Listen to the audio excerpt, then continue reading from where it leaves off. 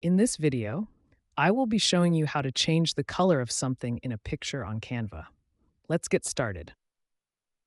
First, I'll go over to the side panel and click on Elements. From here, I'm going to select the Photos category to browse through the available images. I'm going to scroll through the library for a moment to find a picture with clear, distinct colors that will be easy to modify.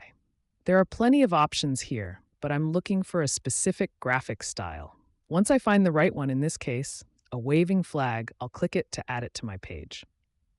Now I'll resize the image and move it to the center of the canvas so we can see the changes clearly. With the image still selected, I'll head to the top toolbar and select the Color Adjustment tool to see the primary color channels of the image. I'll click the first color circle to change the bottom half of the flag, experimenting with white and then a dark maroon. Then, I'll click the second circle to adjust the top half, swapping the original blue for white, and then finally settling on a different shade of blue. It's a quick and effective way to customize your visuals to match any project.